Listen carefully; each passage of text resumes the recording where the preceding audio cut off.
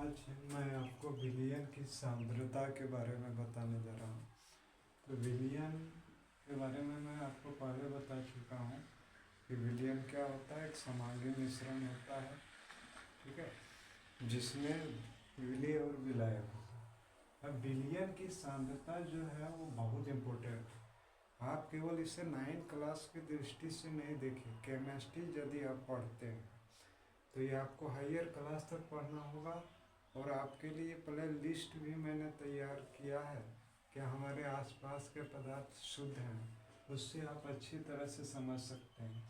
तो विलयन की सांद्रता को साधारण भाषा में अगर हम बोले तो क्या समझेंगे कि कोई जो विलयन बना है वो विलयन में विलेय पदार्थ की मात्रा क्या है, ठीक है।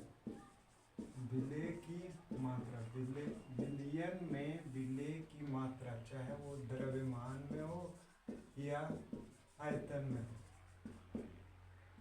द्रव्यमान में हो या आयतन में हो, इसी विलयन में विलेय पदार्थ की कितनी मात्रा घुली होती है, वो द्रव्यमान में हो या आयतन में हो, इसको सांद्रता कहते हैं।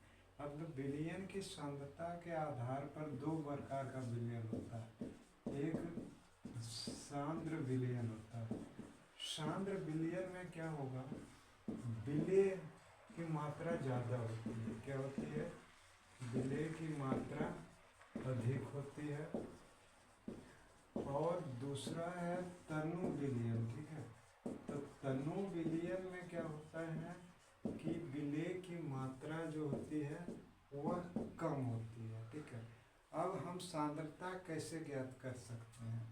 तो इसे जो ज्ञात करने का सूत्र है वो पहला है द्रव्यमान के हिसाब से। तो द्रव्यमान के हिसाब से कैसे सांद्रता ज्ञात करेंगे? तो विलेय का द्रव्यमान, ठीक है, विलेय का द्रव्यमान बटे विलयन का द्रव्यमान गुणे 100। दूसरा है कि विलेय का द्रव्यमान बटे विलयन का आयतन, विलयन का आयतन, ये आयतन जब भी होगा लीटर में होगा और द्रव्यमान जब भी ग्राम गुने 100। और तीसरा है कि विलेय का आयतन, विलेय का आयतन बटे विलयन का आयतन गुने 100। ये 3 और भी तरीका है, लेकिन ये 3 सर्वाधिक प्रचलित तरीका है। इससे हम विलयन की सांद्रता, क्या है, विलयन की सांद्रता ज्ञात कर सकते हैं। जैसा मैंने आपको बताया कि क्यों ये विलयन की सांद्रता समझना है, तो देखिए इसका बहुत सा उपयोग है। समझ गए कि नहीं? याद रखिएगा कि पहला उपयोग है कि रासायनिक अभिक्रिया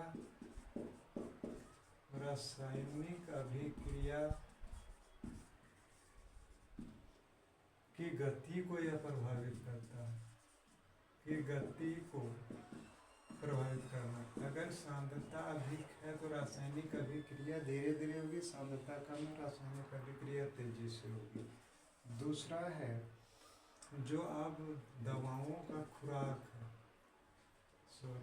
दवाओं का जो डोज होता है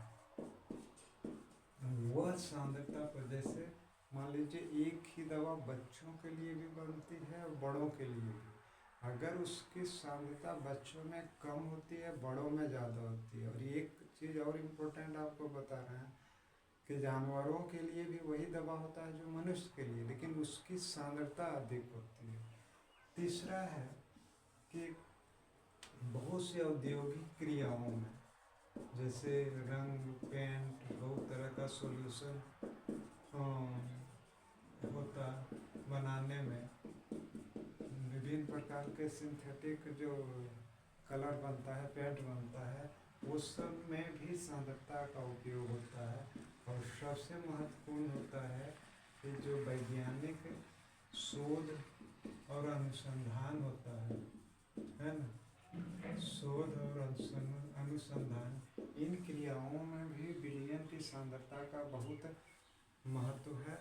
ठीक है, तो अगले वीडियो में और जानकारी देंगे। प्लीज़ लाइक और सब्सक्राइब कीजिए।